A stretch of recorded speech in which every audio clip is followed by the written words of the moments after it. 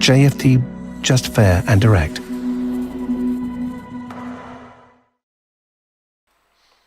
Okay, hello and good morning everyone. Welcome to JFD Traders Espresso with me, Darius Anucauskas. Today's the 9th of August 2022. So yeah, welcome everyone. Welcome to this Tuesday's morning session where we're going to have a very quick look at the markets, a few of the charts, the usual stuff. But before we do that, as always, let's quickly have a read through our risk disclaimer. So, the content we produce does not constitute investment advice or investment recommendation, should not be considered as such, and does not in any way constitute an invitation to acquire any financial instrument or product. As always, I'll give you a few seconds to read the rest and we can continue.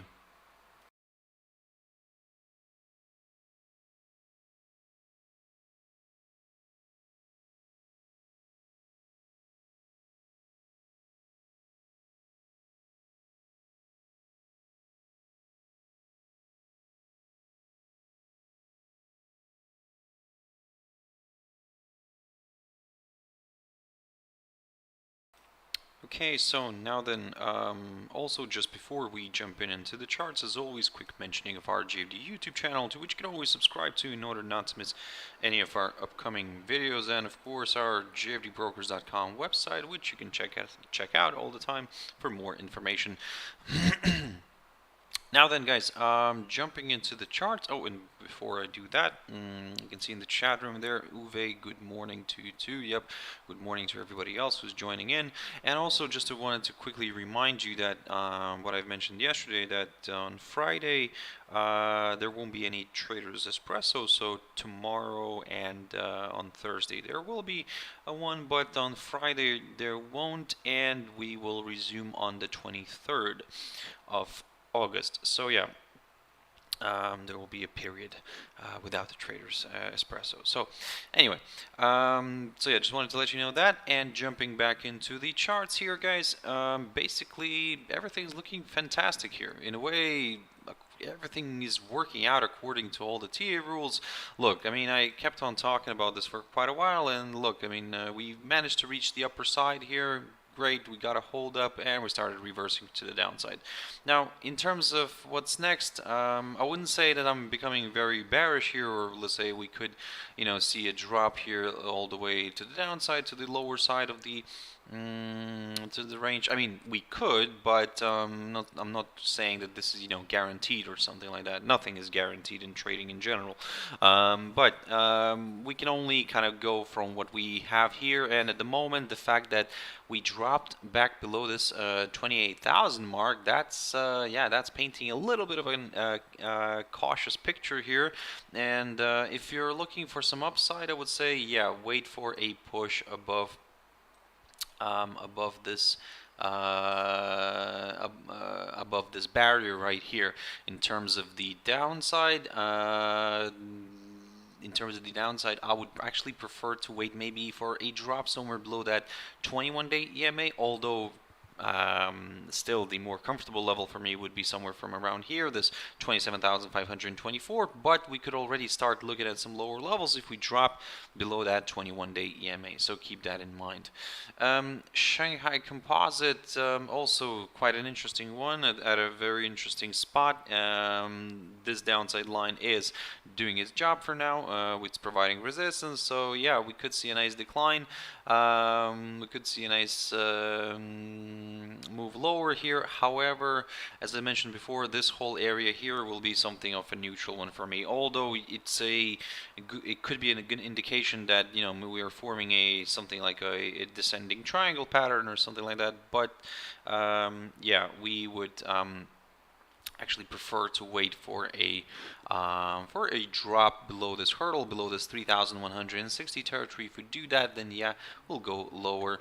For the upside, a break of this downside line isn't required, and then we'll go from there. I'm not going to drag this one way too much to the upside here, as my arrow is drawn here. This is my ideal scenario, but initially, if we do break this downside line, I'll aim for the 100-day EMA and then the 200-day EMA.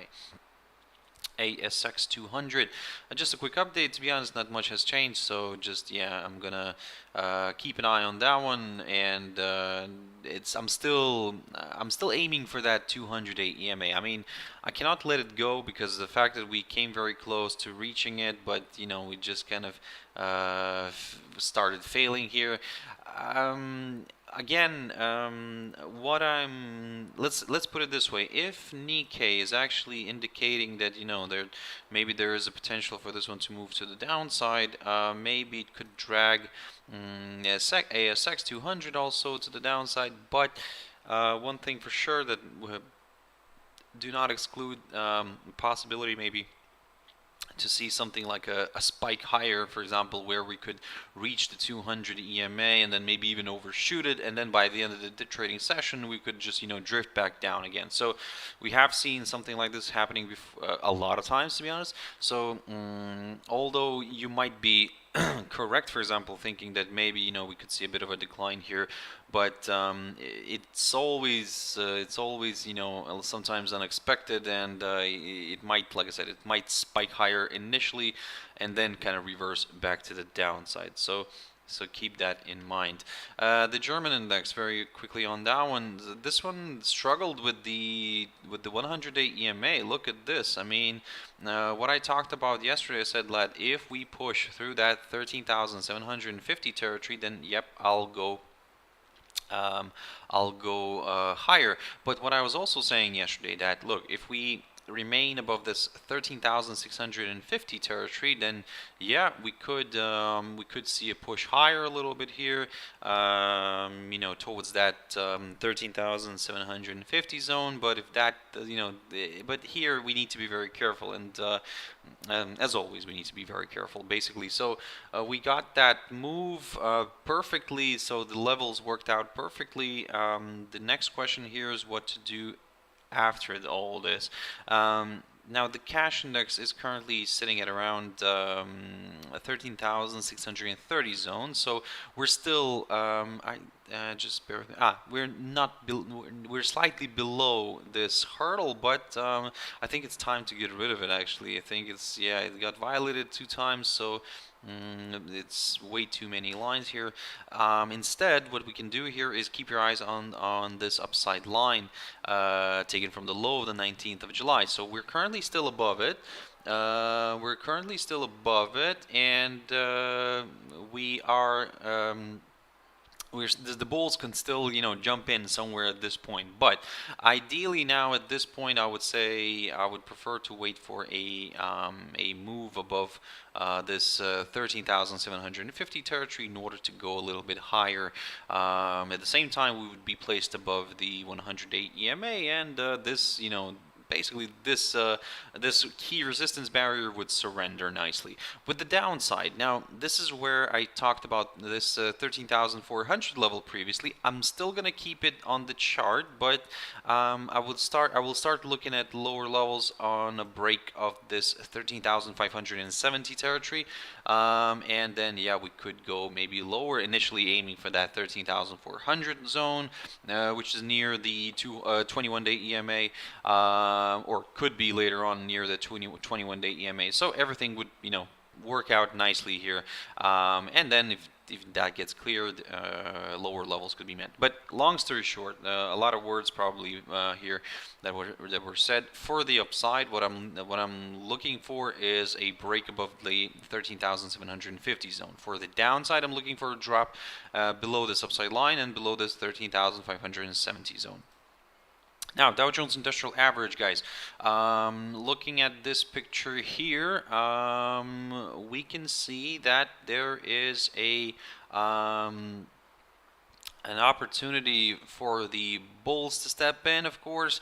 I mean, they did have that opportunity. They did push above that 32,972 territory, and basically they've managed to overcome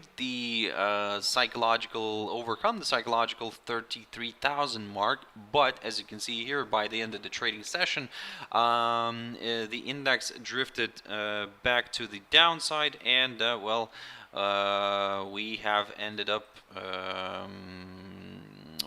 up testing the 200-day EMA almost, And yep, we ended up moving back below the psychological 33,000 mark.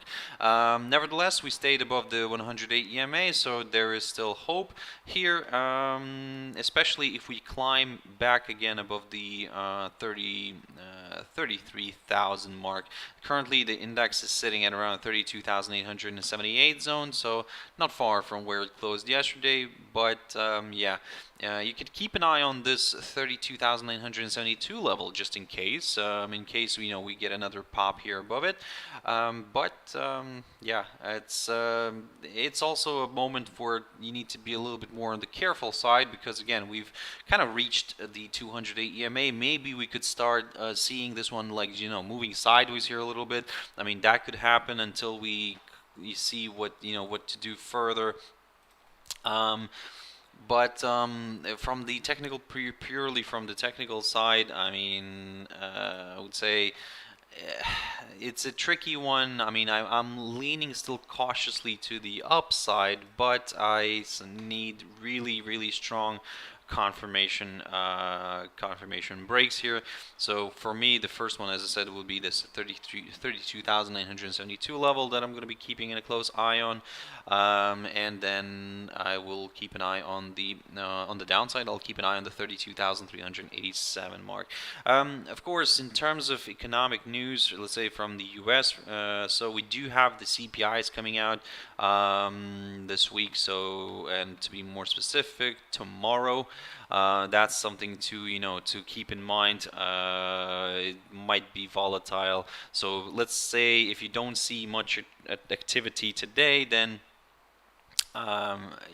you will understand why, because if there's not much activity today, then the markets are waiting for tomorrow's data to come out. Today we only have the short-term energy outlook from the EIA,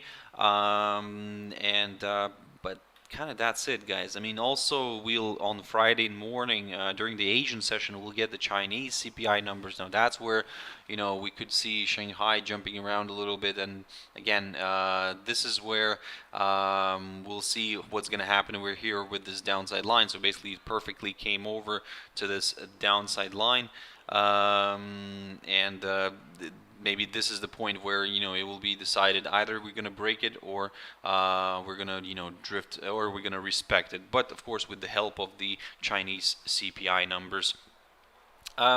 Just to remind you as well, on Thursday Japan is closed, so if you're trading Nikkei, keep that in mind. Now jumping into Dxy Dollar Index. So yesterday I've kind of ran this idea past you guys. I mean, I said that look, maybe we could be forming here a possible rising wedge pattern, which is a bearish indication. But again, until we trade in this, although this is not picture perfect, to be honest, I'm still gonna keep it.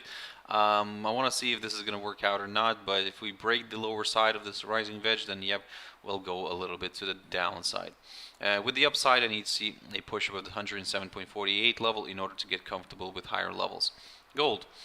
Gold is on a roller coaster ride right now. It's just moving up and down, and yeah, I mean, we're just kind of watching some of the levels here. Yesterday, as you can see, this I've redrawn this level here, the support zone, the 1772 zone. Yeah, previously I had the 1775 level mark, but that one got violated, and I think this one is getting respected a little bit more than the other one. So this is the inside swing high of the 3rd of August, and we're still moving kind of sideways in between the two levels, the 1772 on the downside and the 1795 on the upside. So if you're looking for some higher levels, wait for a break above this barrier. If you're looking for some lower levels, wait for a break below this hurdle, and then yeah, we'll just go from there basically. US oil, WTI oil. So we're getting a nice little rebound here. again, we're climbing back above this 90.58 zone. I'm gonna continue monitoring this because maybe now we could see a bit of a larger correction here to the upside. If that's the case, if let's say we continue to trade above the 90.58 territory, if we continue to sit above it, then yeah, I'll aim for the upside. I'll target this 93.56 territory. And if that holds, maybe then we could see a decline. So that's one of those, like I said, moments where if you're not really comfortable here anywhere, then at least wait maybe for a drop below this 87.90 territory. If we see a drop and we see the commodity staying below it, then yeah, we'll go a little bit to the downside. With the upside, I need to see a push above this 99.95 level, or in general, we can say a push above the psychological 100 level. If we clear that, then yeah, I'll go a little bit more to the upside. Bitcoin had a good move, had a good run to the upside yesterday. Of course, the big news channels and general news outlets were talking about the crypto, that it's rallied and everything's looking quite positive. Yeah, okay, that was a good run, but the war is not won yet, so we only kind of won a battle yesterday's, which is called the 8th of August battle. So we have still the 9th of August battle to fight. So yeah, guys. I mean, it's still here it's still cautiously bullish. It's not really very bullish because look, yes, we're forming a possible ascending triangle here on the shorter time frame. Sorry, not the shorter time frame, on the shorter term picture. Yes, but again, a confirmation break is needed. So until we get that, still this can remain, as it is. It could even actually drift back to the downside. So anything can happen here. So that's why, yeah, the bulls should be happy that they had a great day yesterday, but not to get their hopes up yet. Just to kind of leave some room for a bit of skepticism. So yeah, long story short, for now, if in order for me to go higher, I need to see a push above that 24,300 zone, roughly around there, guys. If we clear that, then and we stay above it, then yeah, I'll go a little bit more to the upside. Now jumping into a few pairs, AUD, USD. So yeah, rebounded nicely from this downside line. I talked about this, and we also climbed and stayed above this 0.6977 territory. So what's next? Basically, I would say, yeah, there is an opportunity to go a little bit more to the upside if we remain above the 0.6977 zone. If we don't, then it could just be wobbly a little bit here. It could move around here somewhere. Just neither a bull's, neither a bear's game here. So if we do stay above the 0.6977 zone, then I'll aim a little bit more to the upside towards the 100-day EMA initially, and then the 0.7047 level. For the downside, I need to see a drop back below this downside line and back below the 0.6854 zone. Now USD CAD. USD CAD, here we saw a decline. Again, this is, like I said, this is one of my second least favorite pair to trade, because it's sometimes it's a little bit more unpredictable than the others, and probably that's why I don't really not a huge fan of it, but it still attracts, and it still possesses like these good opportunities. So if you're looking for some upside, then I would say you could keep an eye, for example, on this barrier, the 1.2936, because it provided good resistance recently. However, the more comfortable level for the upside is from here, from the 1.2985 level. With the downside, I would like to see a drop below the 1.2820 zone here, and then we could go a little bit lower here, maybe towards that 200-day EMA or even below that. US dollar against the Turkish lira. Now, I haven't looked at this one for quite a while. But just wanted to show you, basically, we have went to almost 18 here. I mean, I think we're not almost, but we actually tested in the past few days. We've tested the 18 level, but that's not the point. The point is that when we had this rally in November, and I think I already mentioned this, but still I'm going to repeat myself probably. When we had this rally in, in the end, back in November here, in mid-November, until the kind of mid-December, everybody was going crazy. Yes, it was rallying, it was, pushing higher, and well, I mean, when it goes in a short period like that to the upside, then yes, that's crazy. That's everybody's panicking and like calling for a default or something like that, even in the within the country.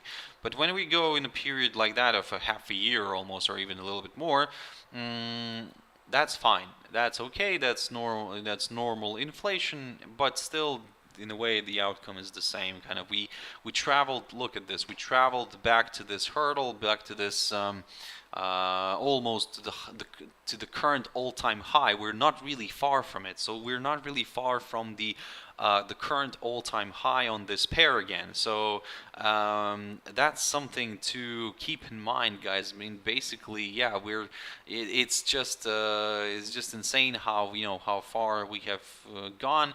And to be honest, I think that we could see even more. Maybe even, let's say, keep your eyes on that current all-time high, which is roughly around that 18.36 levels, approximately around there. If we clear that, if we reach 19 or even 20, I mean, the 20 number becomes quite a possible reality, guys. So yeah, and unfortunately for the Turkish economy, or maybe actually not unfortunately, on the contrary, the Turkish exports are becoming much more attractive. It's probably unfortunate for the local population who are earning in Turkish lira. So long story short, from the technical side, what I'm looking at here is I'm aiming for this all-time high. I want to see if we can overshoot it, and then of course I'm going to take it from there. If we overshoot it and stay above it, yes, my next target is going to be the psychological 20 level. If we overshoot it and eventually, let's say at the end of the week, somehow we remain below this area, maybe we could see a bit of a decline here, maybe a bit of a nice strong correction to the downside. But at the moment, is just it's that's what I'm keeping an eye on. I'm keeping an eye on that this current all-time high. GBP CHF, I haven't looked at this one for quite a while, but as you can see, it's presenting itself with a nice opportunity. So, can we see a decline? I've removed all the drawings because I had a miss here. So, the way you could look into it is that, yes, we're currently near this key area of support, roughly around that 1.1525 zone. Certainly we're aiming for the downside, and just to kind of show you that how it all worked out nicely here, because for example it's currently forming a possible descending triangle pattern.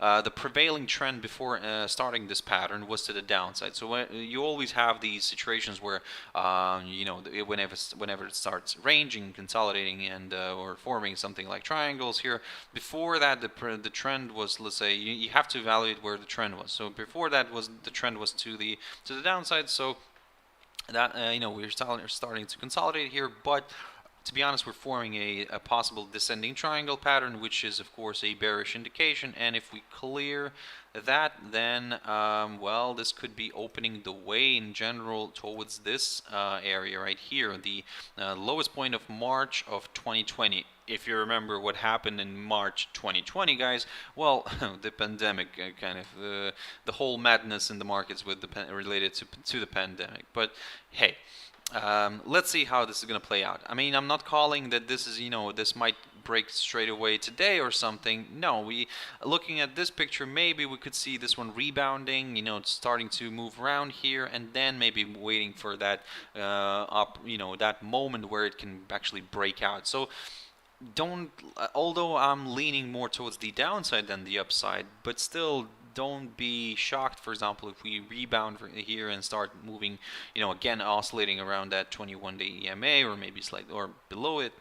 Either way, break below the 1.1525 territory is required. And not only a break, but also the pair staying below it. EuroCAD. Jumping into this one, I've talked about this pair, and I said to you yesterday, look, we have a similar story as with GBP-CHF. The prevailing trend was to the downside. We're currently forming something of a descending triangle pattern, but of course a lot will depend on oil. We do get the oil inventories coming out this week as well, so keep your eyes on the calendar. And if oil somehow jumps back to the upside, well, we could see EuroCAD, continuing its journey south. At the moment, oil is kind of, stuck, as I've already mentioned it. So that's why we might see EuroCAD here, moving around a little bit within this triangle, this descending triangle pattern. From the technical side, yes, it looks a little bit more bearish than bullish. From the fundamental side, again, keep your eyes on oil, and let's see where that one's going to move. EURUSD. This one's quite interesting. So previously, I looked a lot into this pair, and I think it's time for me to tidy up the chart and have a fresh look on this. So. We had our, breakouts. I talked about those. Then we had our holdups around here. So everything was kind of, fine. I think it's even better this one. Yeah, there we go. But now, of course, we're all looking at this key support zone, the lowest point of July near the 0.96, or should I say 0.97? Let's round it up properly here. The 0.97 territory. If we see a drop and we see the daily candle staying, the body of the daily candle staying below it, then yeah, I'll go further south. Then my next target, and for that I need to scroll here all the way. Okay, so this is where the problem is, because I don't think that I have enough history here, but basically this is when the in 2015 the central bank, Swiss central bank, untied its untied the Swiss franc from the euro, and that's what we got. So. And at the moment, it seems like we're moving in that direction when we had this major drop. On your chart, probably somewhere it's different. It's not really picture perfect, I would say here. So it's roughly around this 0.85 territory, 0.86. I'm not saying that we're going to go all the way here, but if, let's put it this way, if we would break the 0.97 territory, next target for me is the 0.96. With the upside, I need to see a push above this hurdle right here, the 0.98 territory, and then I'll go a little bit more to the upside. And finally, EURUSD, still watching this one. I mean, I think that the EURUSD is also waiting for the CPIs, the US CPIs, so don't be surprised if, let's say, nothing happens today. But if something happens, if something interesting, comes out tomorrow with this US CPIs, then maybe we could see a bit of nice activity here on EURUSD. Some of you are probably, if you like trendy instruments, then yeah, this is the range is also a trend. But if you prefer something like more direct up and down, this is not.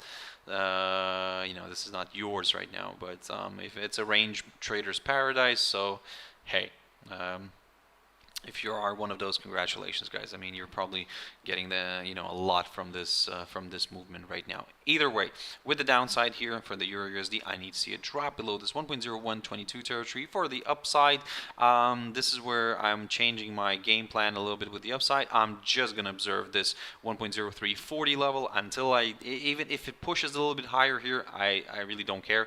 That's fine. Okay, part of the natural move. But I would prefer to wait for a break of this downside line and a break above the 1.0340 zone.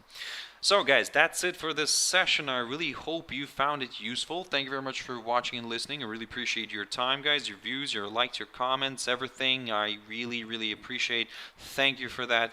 Like I said, I hope you found it useful. If you want to catch me tomorrow morning, as always, at my Trader's Espresso, 6 o'clock GMT time. For now, have a wonderful trading day. Stay safe. Have your stop losses in place. And everything will be fine. Thank you very much, and bye-bye.